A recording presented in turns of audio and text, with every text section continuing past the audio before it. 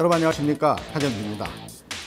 오늘 장보는 남자 시간에는 핀테크에 대해서 좀 알아보려고 합니다.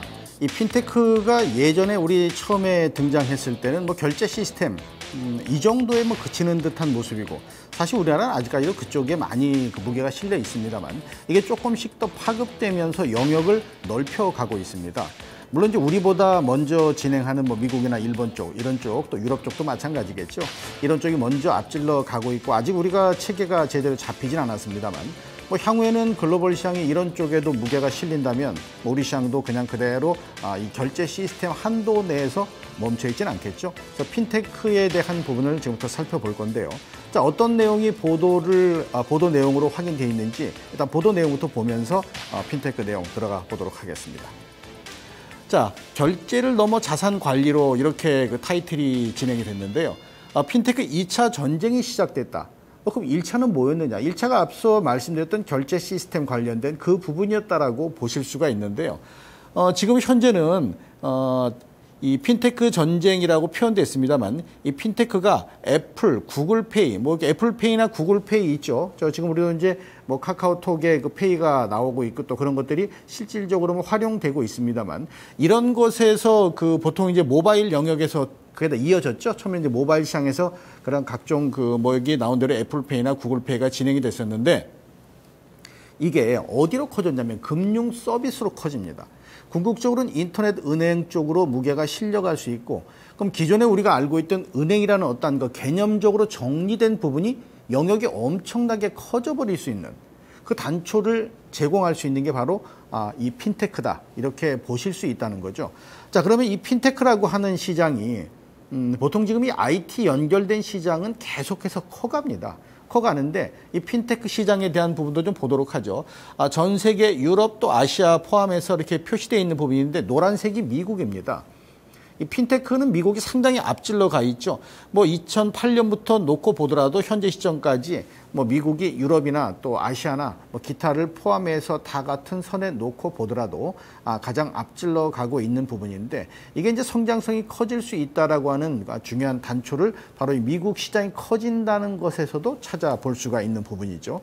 자, 그러면 이 커가는 핀테크 시장에서 뭐 실질적으로 핀테크 움직임에서 우리가 요거 투자 규모의 성장률 추이를 체크해 보니까 영국 쪽, 그러니까 유럽을 볼 때 유럽에서 영국을 빼고 별도 유럽하고 영국하고 놓고 봤을 때 영국 쪽이 상당히 앞질러 가고, 그리고 세 번째가 실리콘밸리 쪽에서도 이런 부분의 시장으로 커지고 있는데요.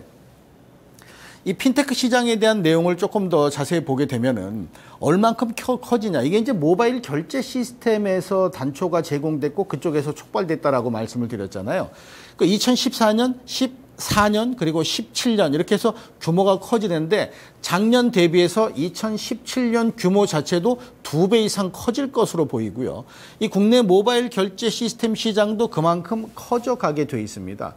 아마 그 시청자 여러분들께서도 휴대폰, 모바일을 통해서 결제를 하고 뭐 음식을 사 먹을 수도 있고 또 영화나 TV를 볼 수도 있고 그다음에 뭐 어떤 거든지 택배를 이용할 수도 있고, 그래서 이런 것들을 많이 활용하실 텐데 그게 바로 이제 이 핀테크 시장의 움직임에서 커지고 있는 거고, 단순하게 보더라도 예전 같은 경우는 홈쇼핑 결제 시스템을 사용하는 데 그쳤다면 지금은 뭐 모든 곳이 다 이 스마트폰 하나로 결제를 할 수 있는 상황으로 가기 때문에 이 핀테크 시장은 커지게 돼 있다라고 보실 수가 있겠는데요. 근데 이 핀테크 시장이 커지는데 우리나라는 아직까지도 핀테크 시장이 결제 시스템에 멈춰 있다 보니까 외국과 비교해서 경쟁력이 떨어집니다. 자, 미국이 374다라고 본다면 그 나머지는 결국 지금 현재 시장에서는 우리가 입지가 구축될 수 있는 상황이 좀 작죠. 핀테크 기업 자체가 한국 시장은 없어요. 물론 이제 핀테크 하나만 집중적으로 하는 기업을 키우기 위해서는 시장이 커져야죠.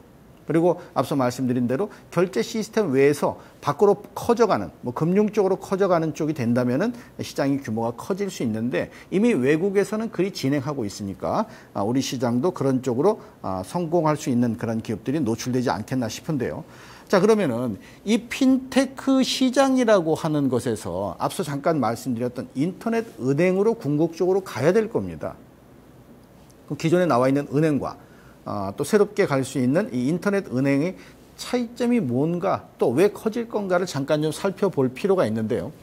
자, 이거는 우리 내용이 아니고 뭐 미국과 이제 일본 쪽에 진행하고 있는 부분인데, 외국엔 이미 인터넷 전문 은행이 설립이 돼 있습니다. 그것도 2000년 초에 또 2000년 전에 이미 이런 것들이 설립돼서 진행이 되고 있다는 얘기죠. 그러니까 우리 한참 뒤떨어져 있는 거죠. 인터넷 은행만 놓고 본다면.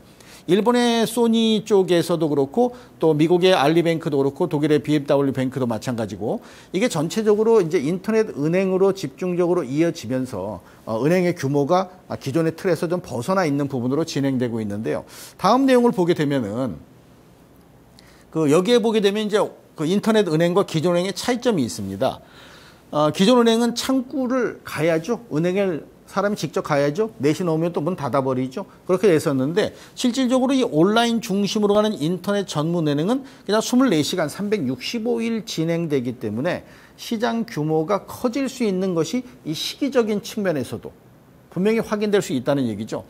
그러니까 최근 우리 얘기 많이 들었을 겁니다. 9월 달 되면 뭐 대면 거래, 대면 없이, 대면에서 진짜 뭐 계좌를 틀어가도 직접 가서 하지 않고 대면 없이 가능한 것으로 진행이 되면은 아마 이런 것들로 인해서 온라인 시장에서도 커질 것이고, 입지 자체가 그렇게 되면 핀테크 시장이 좀 더 커질 수밖에 없는 그런 상황으로 연결이 될 거다. 뭐 이렇게 이제 예상을 해볼 수가 있는데요.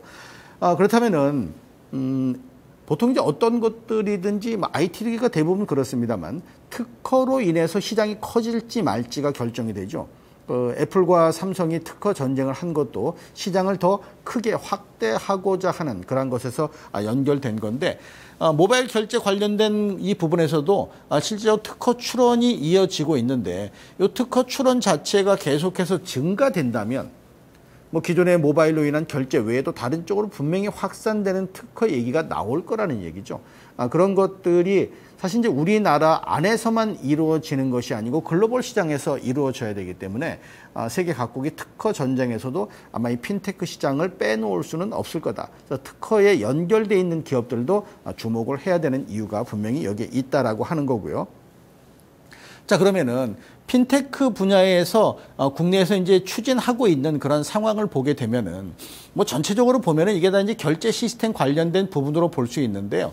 이 오른쪽에 보게 되면은 해외 사례하고 우리 거하고 좀 비교를 해놨는데, 뭐 사실 우리가 아직까지는 시장을 앞질러 가는 부분이 아니기 때문에 해외 사례를 분명히 확인해 봐야 되는데요. 카카오페이 이쪽에서 온라인으로 송금되는 뭐 금액은 작습니다만, 이게 이제 단초가 될 수 있는 첫 발을 내디딘 것으로 본다면 궁극적으로 다음 카카오의 타켓, 목적은 아마 인터넷 은행일 겁니다. 그러니까 이런 것들이 이어지면서 인터넷 은행으로 집중적으로 이어진다면 일본과 미국에서 현재 진행하고 있는 뭐 그런 쪽에도 우리가 시장을 넓혀갈 수 있는 뭐 그런 상황도 연결될 수 있기 때문에 관련 종목군들은 조금 롱텀으로는 계속해서 예의주시를 하실 필요가 있겠고요.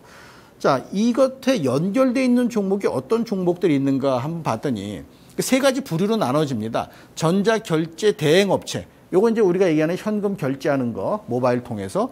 두 번째는 신기술업체, 그거를 기존에 있던 기술만 계속 써먹을 수는 없잖아요. 자꾸 업그레이드 시켜야 되니까 그런 기술을 개발하는 업체가 있고, 또 모바일 결제 플랫폼 업체가 있습니다. 기본적인 틀이 있어야지 뭐 멍석을 깔아놔야지 뭘 하겠죠. 그런 종목으로 구분이 되는데, 요 세 섹터 중에서 한 개씩만 예를 들어서 종목에 대한 부분을 설명을 좀 드리도록 하겠습니다. 자, 아모텍 보게 되면은 요 아모텍 같은 경우 주가가 최근 들어서는 바닥권에서 뭐 머뭇대 있습니다. 아직 뭐 이렇다하게 올라가는 모습을 보이지는 못하는데 특별히 밑으로 흘러내리지도 않고 있는 부분이 있어요. 최근에 장 보는 남자 시간에 제가 말씀드릴 때 종목들이 많이 겹치는 부분이 있습니다. 이건 뭘 의미하냐면 IT 시장에서는 어느 한 기업, 이 기업은 이런 IT 분야에만 필요하다라는 게 없습니다. 영역이 넘나들기 때문에. 그러니까 그런 것에 다 아우러지는 교집합으로 들어가는 종목군들이 더 입지가 크겠죠. 어쨌든 뭔가를 개발할 수 있는 종목이, 이 종목이 주가 움직임이 좀 나타난다면 뭐 기술적으로 바닥권이라는 점을 감안해서 접근을 좀 해볼 수 있는 그런 근거들도 있을 것 같고요. 자, 두 번째, 요게 이제 결제 시스템 업체인데요. 그 중에 하나를 올려놨습니다. 최근 들어서 주가가 좀 올라간 모습을 보이고 있죠. 물론 이제 어제 오늘 좀 주춤 시장 때문에 그럴 수 있는 부분도 있습니다만, 일단 반등 시도가 나올 수 있다면 기존의 현금을 활용해서 결제하는 이 부분에만 한정된 게 아니라 시장이 커지니까 기존 시장 자체도 더불어 커질 거란 말이에요. 그래서 결제 시스템 관련 종목도 마찬가지고 그 다음 종목이 다음 카카오죠. 요새 뭐 얘기거리 나오면 다 걸고 넘어지는 앞서 잠깐 말씀드렸던 궁극적인 목표가 아마 인터넷 은행일 거다. 주가가 최근 들어 강세를 보입니다. 이 결제 시스템에 대한 그 기본적인 그라운드를 만들어 주기 위해서 이 다음 카카오, 뭐 카카오 택시도 하고 카카오 페이도 하고 이렇게 진행을 하고 있죠. 아마 이제 오늘 말씀드린 이 핀테크라고 하는 부분에서 연결됐을 때 뭐니 뭐니 해도 기본적인 베이스는 네이버나 다음 같은 이런 기존의 포털 업종이 분명히 입지를 강화할 가능성이 있다라는 생각을 꼭 고려해 주실 필요가 있겠습니다. 자, 여기까지 하고 마무리하겠습니다. 감사합니다.